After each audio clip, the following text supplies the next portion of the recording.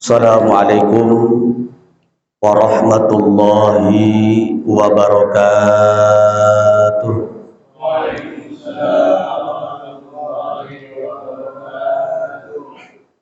Alhamdulillahi rabbil alamin wal aqibatu lil muttaqin wala udwana illa 'alal zalimin.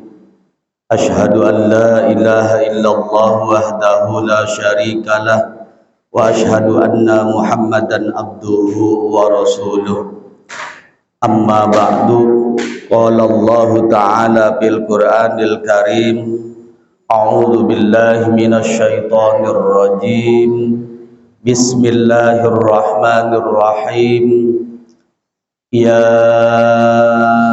ayyuhan nasu u'budu rabbakumul ladzi khalaqakum walladzina min qablikum la'allakum tattaqun. Al-ayah wallahu a'lamu bimuradih wa i'rabih.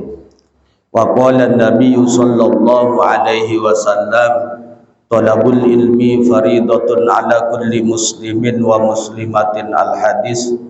Qala aidan, man salaka yaltamisu fihi ilman sahalallahu tariqan ila tariqil jannah. Al-hadis. Yang saya hormati Ketua DKM Mushola Al-Muhajirin, yang mudah-mudahan Allah tambah-tambah kemuliaannya. Yang saya hormati para sesepuh, para asatid, para tokoh masyarakat, para asatid dan asatidah wal haji wal hajah, dan seluruh jamaah yang hadir di tempat yang mulia ini, yang mudah-mudahan Allah tambah-tambah kemuliaannya. Terlebih dahulu marilah kita bersama-sama memanjatkan puji dan syukur kepada Allah Subhanahu wa taala, yang mana Allah Subhanahu wa taala di sore hari ini masih memberikan nikmat iman, nikmat Islam, nikmat sehat wal afiat, yang disertai dengan nikmat panjang umur. Kita jadikan nikmat-nikmat yang telah Allah berikan ini untuk bekal ibadah kepada Allah Subhanahu wa taala. Salawat dan salam semoga terlimpah curah ke haribaan Nabi kita, yaitu Nabi Muhammad sallallahu alaihi wasallam. Tidak lupa juga salawat dan salam semoga terlimpah curah kepada keluarganya, kepada para sahabat-sahabatnya, dan kepada kita sebagai umatnya yang selalu menjalankan ajaran-ajarannya ataupun sunnah-sunnahnya. Amin, amin ya Allah ya Rabbal alamin.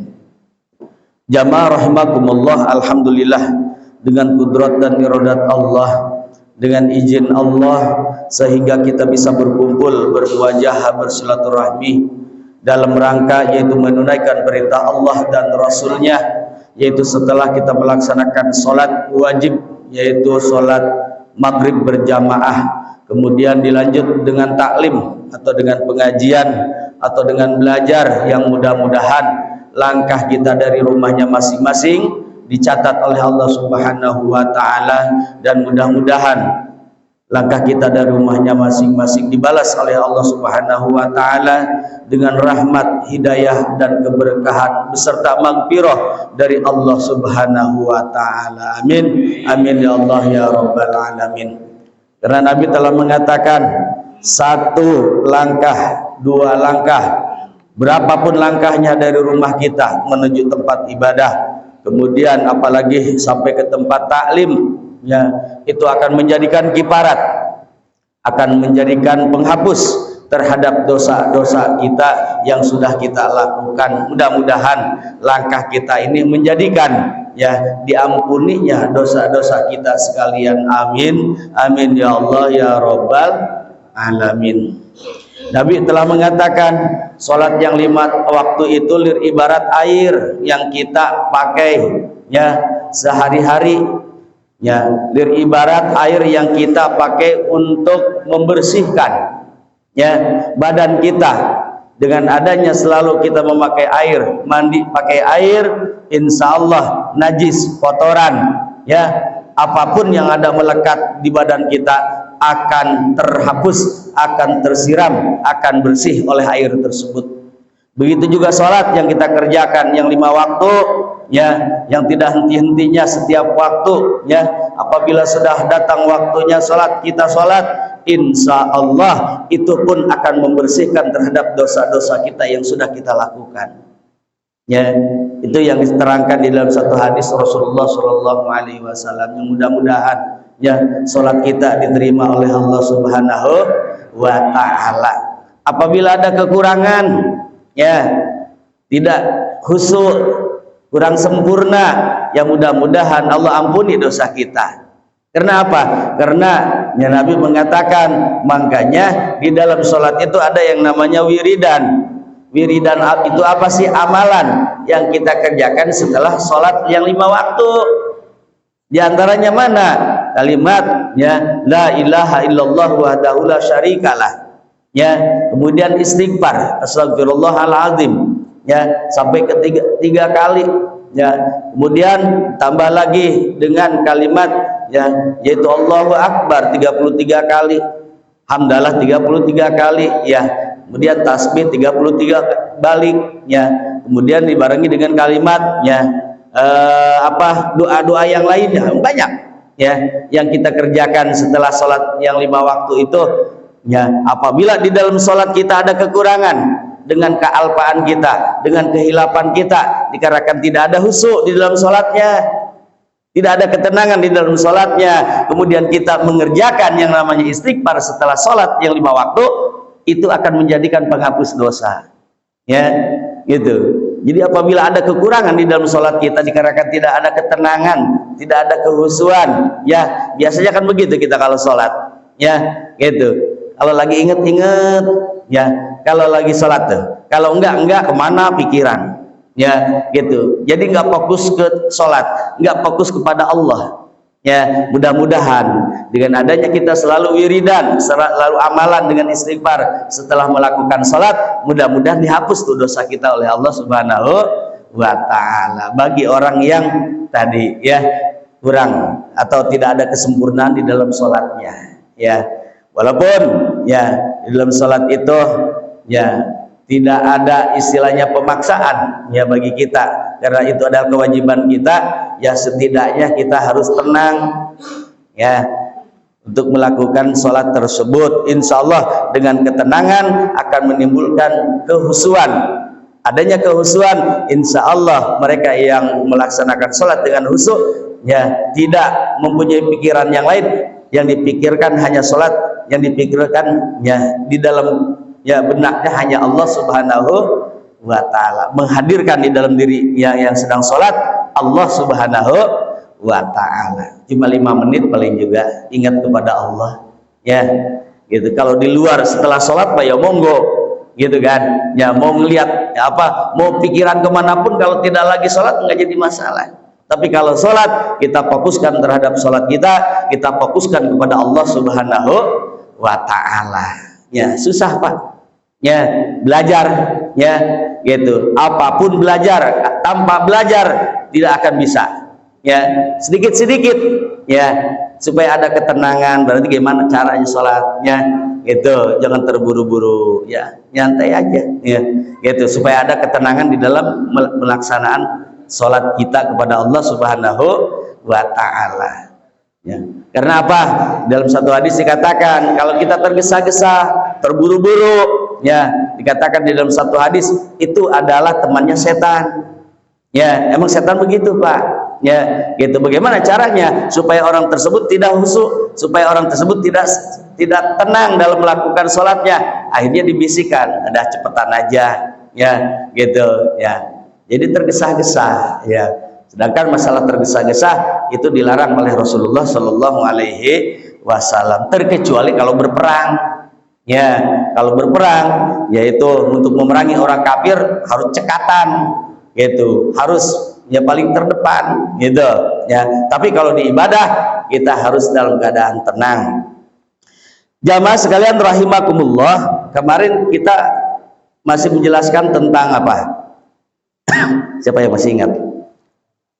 Bulan kemarin zakat, ya, zakat, ya, kemarin sudah dijelaskan tentang zakat, ya, itu bermacam-macam zakat, ya, ada yang namanya zakat ya tanaman, ada yang namanya zakat hewan ya, kemudian ada yang namanya zakat tijaroh ya perdagangan, kemudian ada yang namanya zakat simpanan ya harta simpanan, kemudian ada yang namanya zakat fitri, bermacam-macam ya itu. Cuman yang setiap 1 tahun sekali itu yang kita lakukan adalah zakat fitrah.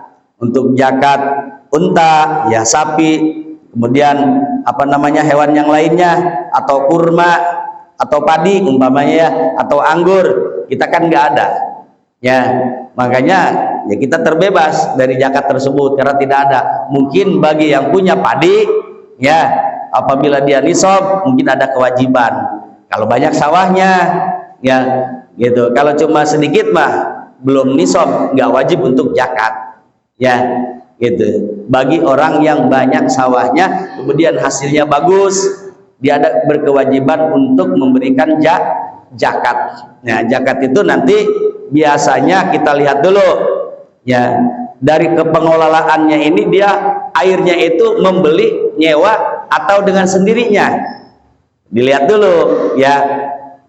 Kalau airnya itu dia mendapatkan membayar, dihitung ya. Kalau gratis enggak ya gitu, dari pemerintah umpamanya udah dialokasikan air itu untuk pesawahan, dia tidak membayar, alhamdulillah. Karena kan untuk air itu ada yang membeli, yang dibayar, ada yang gratis. Makanya kita lihat dulu ya dari tanaman tersebut, pertama hasilnya, kedua pengelolaannya ya gitu. Kalau sudah mencapai nisab ya, umpama nisabnya tercapai umpama ya, bahkan tidak ada rugi, ada untungnya, maka dia wajib untuk memberikan zakat ya. Bagaimana Pak Ustadz? Kurang dari nisab ya, nisab itu batasan mereka untuk memberikan zakat, ada batasannya ya. Kalau kemarin kan seperti sapi gitu ya, atau umpamanya unta gitu kan, ada batasannya ya. Padi juga sama. Kalau dia rugi, tidak ada kewajiban untuk memberikan zakat, hanya sunnah untuk bersodakoh. Itu pun kalau memang dia mau untuk bersodakoh ya. Kenapa? Karena tidak ada keuntungan gitu. Makanya kalau tidak ada keuntungan dari sawah tersebut, bahkan sampai rugi, tidak ada kewajiban untuk memberikan zakat, hanya dianjurkan untuk bersedekah. Kalau sedekah berapapun bisa gitu, tapi kalau untuk zakat kan ada aturannya gitu ya, sampai 2,5% ya itu. Jadi tidak dipaksakan harus zakat terus, enggak ya, ada batasannya, ada aturannya. Kemudian untuk zakat ini sampai ke siapa gitu kan, yang menjadi pertanyaan di antara zakat-zakat yang kita jelaskan ya. Kalau memang ada yang 8 asnaf ya, yang 8 golongan, berikan mereka, karena itu adalah mustahik zakat ya. Mana diantaranya? Dijelaskan di dalam Al-Quran, a'udzubillahi minasyaitonirrajim, bismillahirrahmanirrahim, innamas shadaqatu lil fuqara'i wal masakini ya. Terus wal amilina 'alaiha wal mu'allafatu qulubuhum wa fir riqabi wal gharimina wa fi sabilillah wa ibn sabili ya fariidatun minallah wallahu alimun hakim. Itu dijelaskan di dalam Al-Qur'an. Siapa?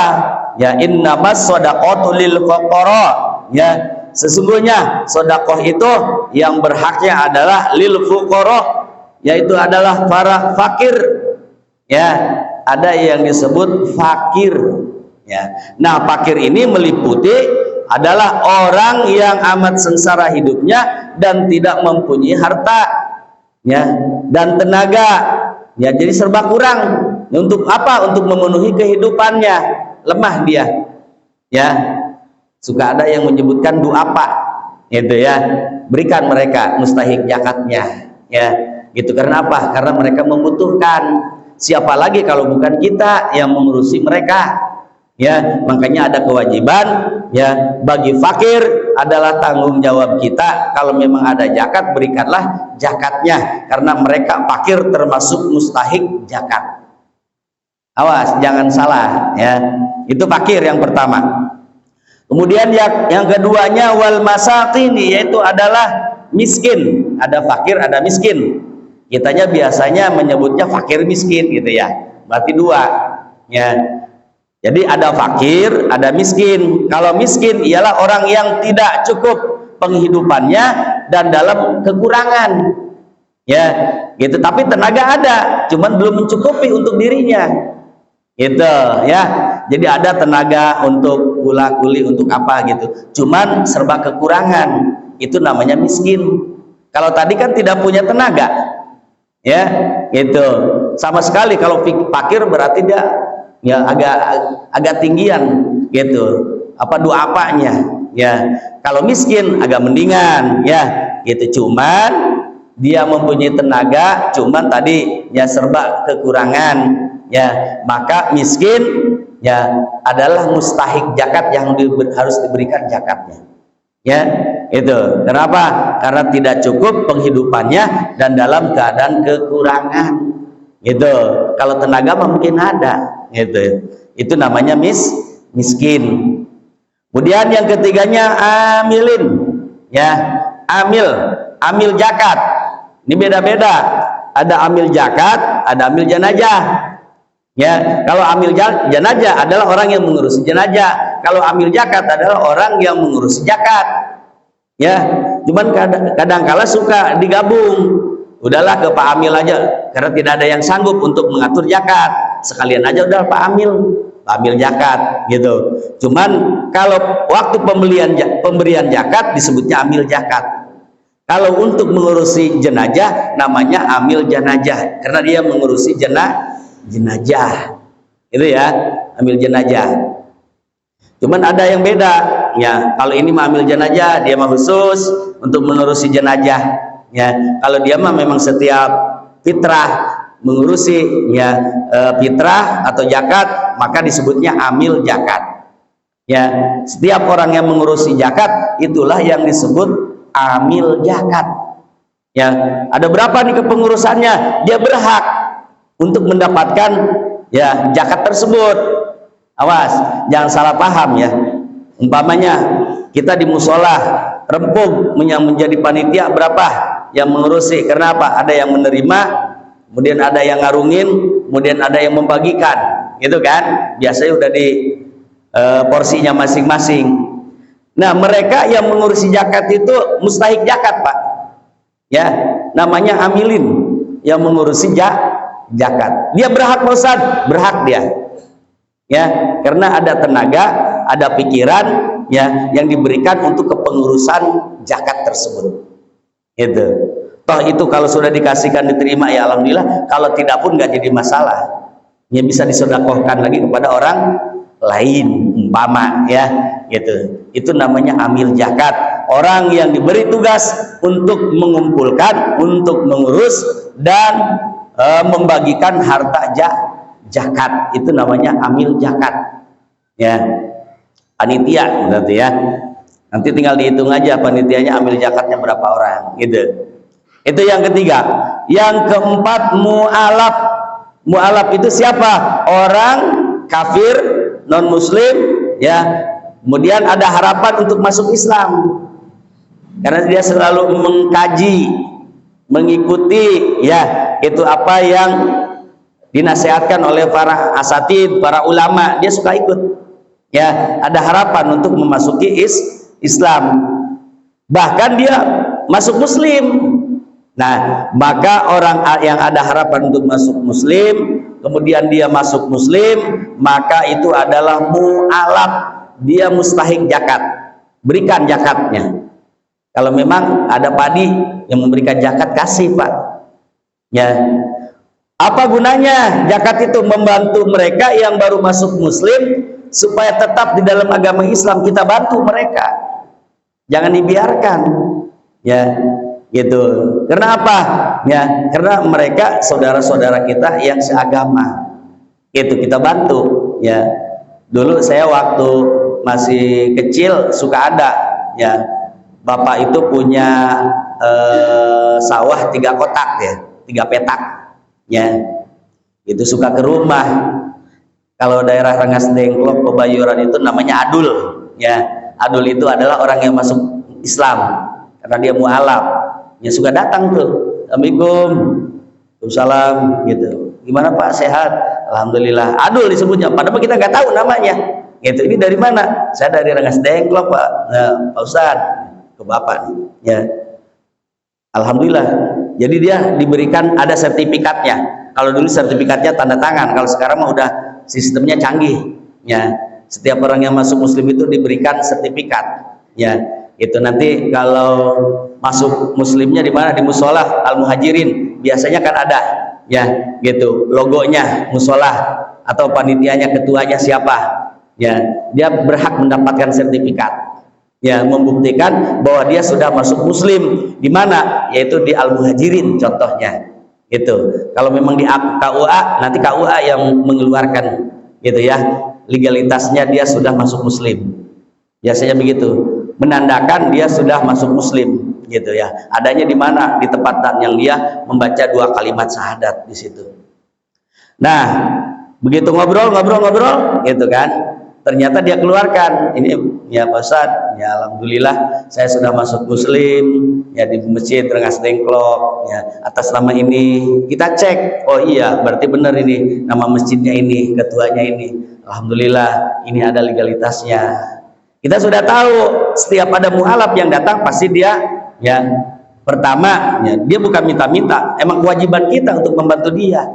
Terus begitu panen kita kasih, kalau memang ada padi ya kasih padi, kalau memang tidak ada padi ada beras kasih ya, mau 5 liter mau 10 liter tuh, begitu dia udah ngerti Pak. Itu dulu waktu zaman saya kecil ya gitu.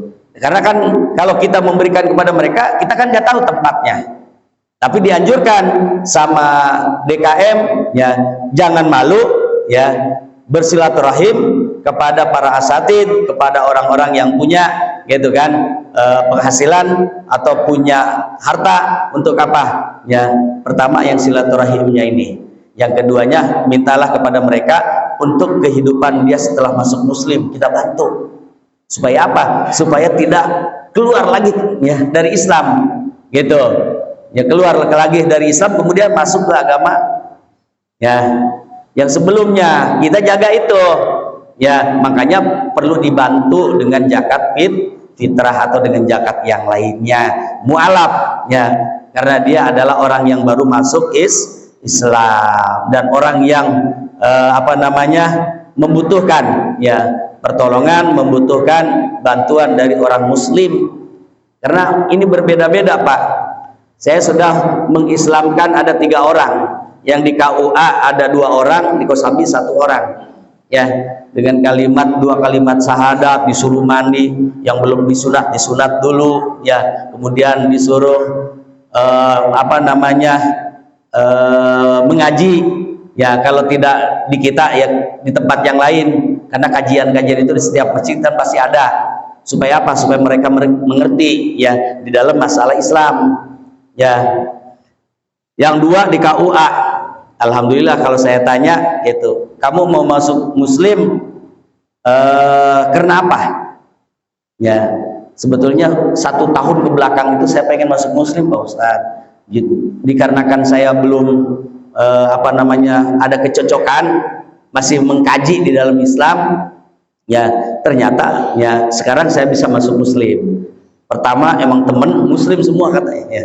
Di Jababeka itu di pabrik ya, di kantor itu semuanya Muslim. Yang saya kaget lagi ya, setiap berpuasa ya buka bersama dia diajak Pak, yuk buka tuh ya, walaupun dia non Muslim. Enaknya itu ya, sahur begitu juga lagi ya, yang ia ceritakan kepada saya gitu kan ya. Itu jadi ya toleransi ya, kemudian menghargai ya kepada orang non Muslim ya. Jadi gimana supaya mereka bisa ya, karena dengan izin Allah mereka jadi tertarik kepada Islam gitu. Alhamdulillah tuh, jadi ada hikmahnya gitu. Kalau yang di sini mau menikah gitu ya, saya tanya gitu, emang karena mau menikah kamu mau masuk Muslim? Enggak sih Pak Ustadz, gitu. Karena saya sudah izin sama orang tua Kristen Protestan, gitu ya. Dua-duanya saya ada di Jawa Barat karena kerja, gitu kan. Cuman yang jadi masalah, gitu, saya itu kan emang nggak ada keluarga, ya, hanya satu-satunya harapan ini pacar saya, gitu. Ya, sedangkan di dalam Islam kalau beda agama nggak bisa, itu yang pertama, gitu. Makanya saya pikirkan 1 tahun ke belakang nih sebelum masuk Muslim, ya, ya akhirnya ya mungkin hidayah dari Allah. Ya, setelah saya kenal dengan pacar saya, kemudian saya pengen berumah tangga, Allah mengizinkan sebelumnya 1 tahun sebelumnya itu jadi kajian saya. Ya, akhirnya undanglah saya, gitu ya, sama apa namanya, calon mertua, ya, calon mertua, kemudian ngeriung di situ, ya. Pertama kita syahadatkan dulu, ya, gitu. Pas begitu saya, ini kenapa? Ya nggak bisa bangun, karena baru dihitan Pak. Dihitan dulu dia, ya dihitan dulu, setelah dihitan, ya baru membaca 2 kalimat syahadat, ya udah ngerti dia. Itu dikirain luka, dikirain apa namanya, habis jatuh gitu, nggak taunya. Emang Pak Ustadz nggak tahu? Lah nggak tahu, habis disunat katanya gitu. Ya udah nggak apa-apa, sambil berbaring mengucapkan 2 kalimat, dihadirin, ya gitu, sama pacarnya, kemudian sama calon mertuanya, sama saudara-saudaranya, karena dia seorang diri di Bekasi, ya saudaranya nggak ada di Bekasi, ya semuanya ada di Medan, ya. Telepon dulu dah, gitu, ibu sama bapak, gitu kan. Ternyata alhamdulillah kalau untuk orang tua mengizinkan, ya silakan nah kalau kamu memang mau masuk Muslim, ya mungkin itu adalah izin dari Tuhan, gitu. Kamu punya mertua, punya calon istri, ya, di Muslim, bapak ibu hanya bisa mendoakan kalian, gitu, mudah-mudahan, gitu, sejahtera, ya. Dia bilang gitu tuh lewat telepon, ya, gitu. Ayah ibu tidak memaksa, silahkan, itu adalah pilihan kalian, ya. Tuh alhamdulillah, ya, dengan wasilah tersebut mereka bisa masuk Muslim. Saya ajarkan untuk membaca 2 kalimat syahadatnya dulu, kemudian tata caranya mandi, ya karena harus mandi dia, ya setelah masuk Muslim itu. Kemudian diajarkan tentang sholat. Ternyata dia udah lebih tahu Pak, untuk sholat itu lebih tahu. Kenapa? Karena dalam masa 1 tahun dia selalu ikut, gitu, selalu ikut walaupun dia non Muslim. Apa? Oh iya, ada kewajiban di dalam Islam ya Pak Ustadz yang namanya sholat, ya. Oh seperti ini sholatnya, tuh tersentuh hatinya Pak. Ada kewajiban di bulan puasa nggak makan nggak minum, oh begini yang namanya puasa, tuh, ya. Ada kewajiban zakat, gitu kan, setiap Muslim wajib memberikan zakat, ya, gitu, ya. Dia jadi, nah dari kajian itu, ya akhirnya dia tertarik untuk memeluk agama Islam dengan izin Allah, tuh. Karena apa? Karena ngebulak-balikan hatinya, gitu. 1 tahun itu rata-rata 1 tahun sebelumnya udah apa namanya, udah mengkaji tentang Islam, gitu, ya. Nah ini jadi orang mu'alaf itu perlu dibantu, ya, gitu, karena dia sudah apa namanya saudara kita, karena saudara itu kan ada saudara seagama, ada saudara satu bangsa, gitu, ya, walaupun dia berbeda agama tetap saudara kita, gitu. Tapi kalau untuk mu'alaf adalah orang yang sudah masuk Muslim, yang dikarenakan sudah ada di agama Islam, kita bantu mereka, karena itu adalah kewajiban kita. Kemudian apalagi rikob. Rikob itu adalah wafir rikobi, yaitu adalah rikob, ya. Rikob adalah orang yang memerdekakan budak. Ini ada zaman dahulu yang namanya abid, ya, atau amat. Zaman dulu, ya, masih perbudakan nih. Mencakup juga untuk apa? Untuk melepaskan, ya, orang Muslim yang ditawan, ya. Pertama untuk memerdekakan budak, ya, atau abid, ya, abid. Kemudian melepaskan orang Muslim tawanan, itu perlu dibantu oleh kita, ya. Karena apa? Karena adalah dia itu rikob, ya. Biasanya kan kalau untuk budak itu kan ada yang punyanya namanya sayyid, ya. Sayyid itu adalah tuannya, Ya, gitu. Kalau umpamanya orang yang ditawan, gitu, umpamanya dari Muslim, ya, dia perlu kita bantu, kita jenguk, kita beri, gitu kan? Karena dia adalah seorang riqab, ya, gitu. Yang butuh dengan apa? Yaitu dengan bantuan dari kita, ya. Jadi orang yang memerdekakan budak, ya, atau amat atau abid, kemudian melepaskan orang yang ditawan dari kalangan orang Muslim, maka mereka perlu dibantu karena dia termasuk riqab, ya, perlu kita bantu. Kemudian ada yang keenamnya adalah gorimin. Gorimin itu apa? Ialah orang yang berhutang karena untuk kepentingan yang bukan maksiat, ya, untuk kehidupannya, ya, karena kan berbeda-beda, orang punya utang itu kan beda-beda, Pak. Ada untuk kehidupannya sehari-hari, hasilnya cuma ngutang, gitu kan, karena tidak ada kecukupan, ya. Kemudian ada yang punya utang, ya, cuman utangnya itu untuk apa? Contohnya untuk maksiat, ya, untuk nyewa organ, ya, umpamanya sebulan sekali, gitu kan, ya, gitu, untuk hajatan umpama, ya, gitu. Kemudian timbullah utang, dia banyak utang, ya, karena untuk maksiat, ya, atau untuk main judi umpama, itu kan termasuk maksiat, atau untuk beli minuman, akhirnya dia terlibat utang, ya. Nih, ya, orang yang berhutang karena untuk kepentingan yang bukan maksiat, dia gorimin namanya, perlu dibantu oleh kita, ya. Awas, ya, selain yang maksiat, ya, selain maksiat. Maksiat itu apa sih? Perkara yang menjadikan durhaka kita kepada Allah, yang menjadikan dosa, ya. Minum arak maksiat, ya, judi maksiat, itu kan durhaka, ya. Terus apa lagi?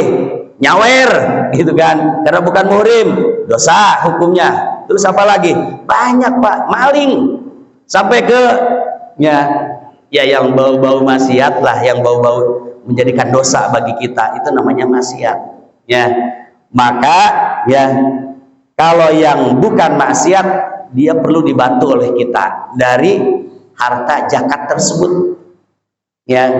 Bagaimana Pak Ustaz kalau dia banyak utang, cuman utangnya tadi modalnya modal maksiat, ya, gitu. Contohnya apa? Ya, ada banyak orang, ya, udah modalin nih, ya, untuk apa? Untuk judi umpamanya, ya, untuk judi atau untuk minum-minuman, ya. Padahal dia udah dapat utang, akhirnya membengkak utangnya. Apakah perlu dibantu?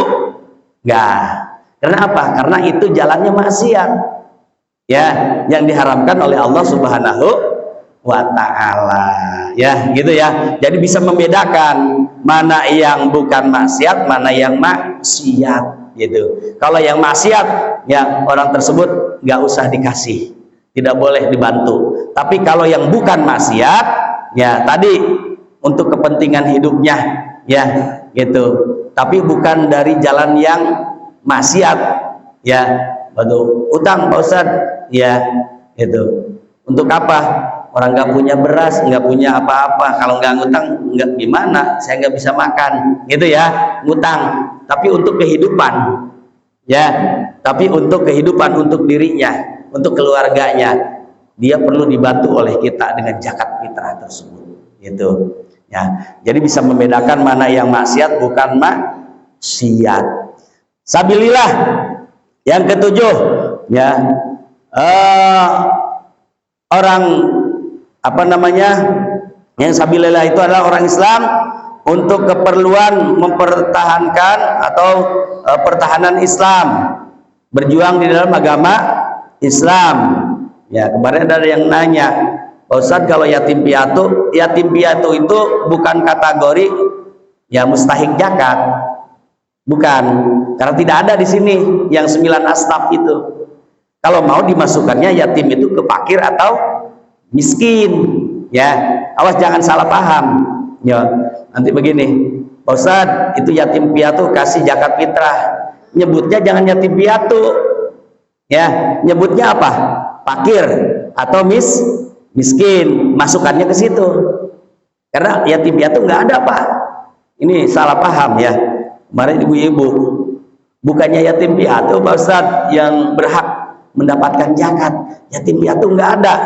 Kalau mau dari sodakoh silakan, bukan dari zakat. Ya, gitu.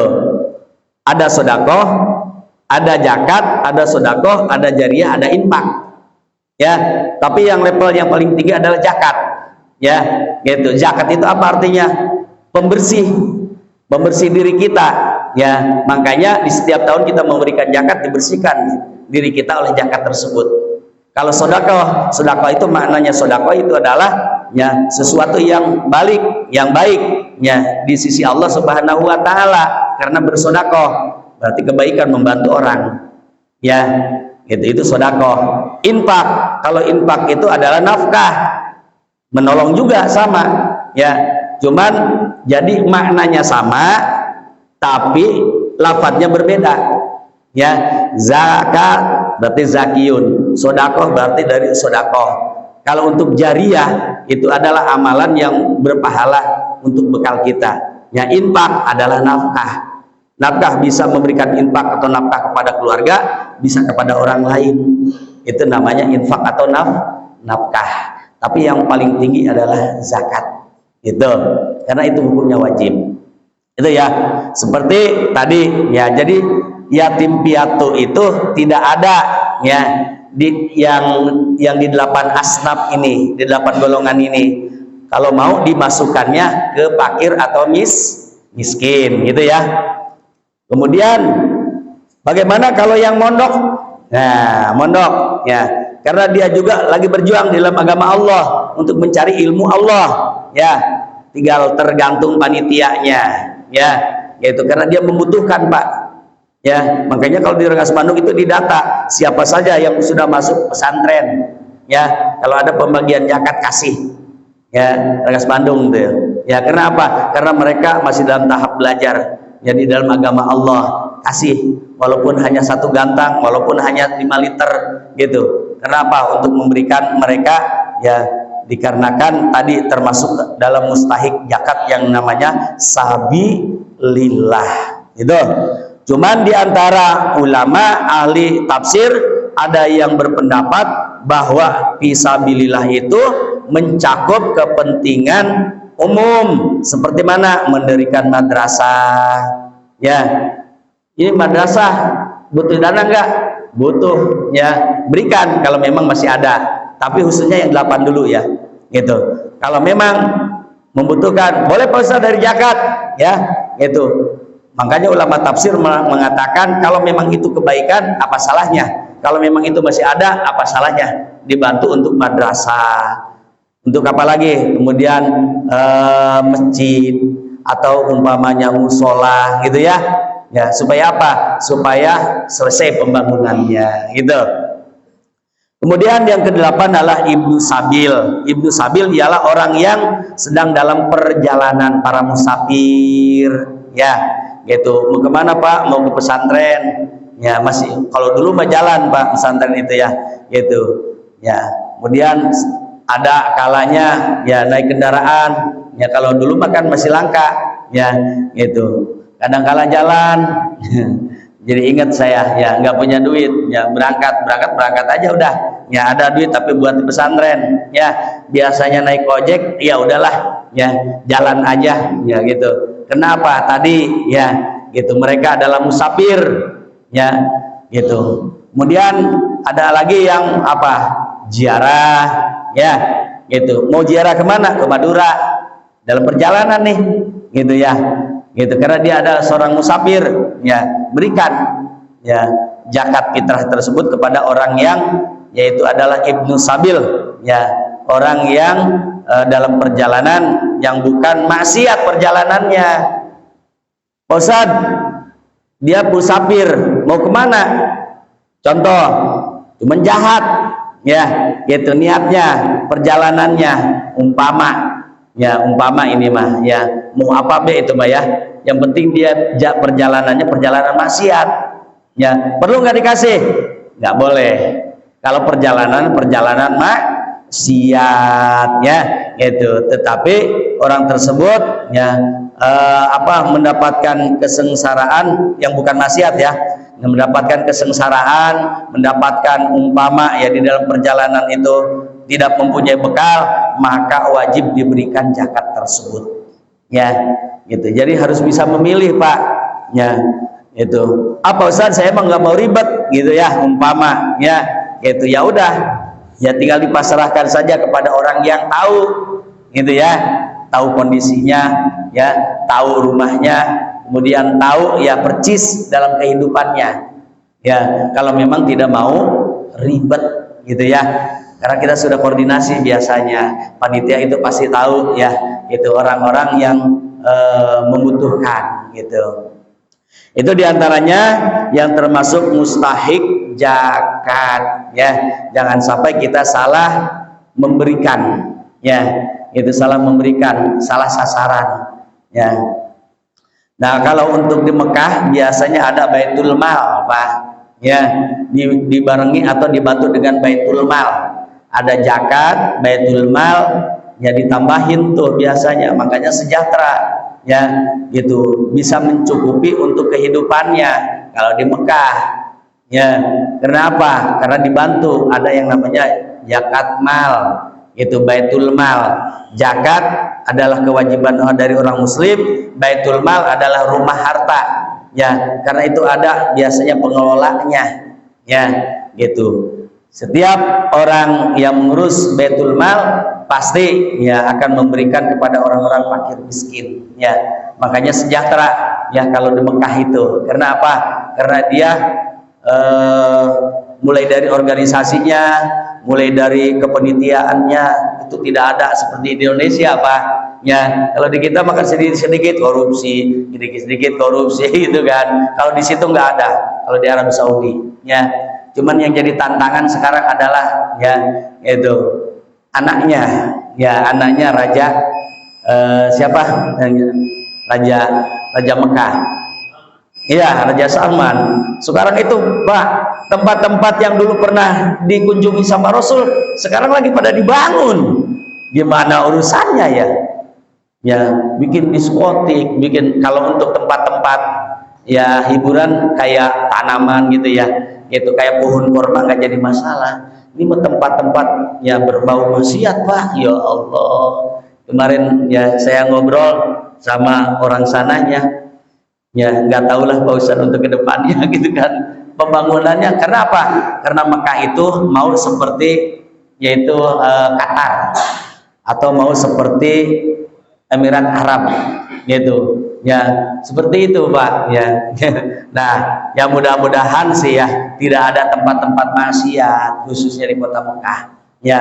Mudah-mudahan dengan izin Allah supaya dijauhkan ya tempat-tempat maksiat tersebut, karena itu adalah ya yaitu kota yang paling suci, ya gitu ya, supaya suci terus, bersih terus ya, begitu Pak ya. Mudah-mudahan ada manfaatnya untuk kita, dan begitu juga kita doakan mudah-mudahan khususnya orang muslim mulai dari masyrik sampai maghrib ya, kita semuanya diberikan ketabahan, diberikan kesabaran, ya diberikan untuk selalu istiqomah di dalam ibadah kepada Allah Subhanahu wa taala. Dan kalau memang Allah mewafatkan kita, mudah-mudahan wafatnya dalam keadaan husnul khatimah. Ya dzal jalali wal ikram, Allahumma sholli ala habibina wa syafiina wa karimina wa maulana Muhammad wa sallim radhiyallahu tabaraka wa ta'ala sadatina ashabi sayyidina Rasulillahi ajmain. Amin amin ya Allah ya rabbal alamin ya mujibas sa'ilin. Alhamdulillahi hamdas syakirin hamdan na'imin hamdan yuwafi ni'amahu wa yukafi'u mazidah. Ya rabbana wa ilahana wa lakal mulku wa lakas syukru wa yanbaghi li jalali wajhikal karim wa 'azimi sultani. Allahumma inna nas'aluka al-'afwa wal 'afiyata fid dini wad dunya wal akhirah. Allahumma inna nas'aluka ridhaka wal jannah wa na'udzu bika min sakhatika wan nar. Allahumma hasil maqasidana wa balik muradana bil khair. Allahumma ja'al auladana min ahlil ilmi wal khair. Allahumma ballighna makata wal madinata wal arafata warzuqna ya arhamar rahimin. Rabbana atina fid dunya hasanah wa fil akhirati hasanah wa qina adzabannar. Bi fadlika subhana rabbika rabbil izzati amma yasifun wa salamun alal mursalin walhamdulillahi rabbil alamin. Mohon maaf apabila ada kesalahan dan kekurangan. Hadanallahu wa iyyakum ajmain. Wassalamualaikum warahmatullahi wabarakatuh.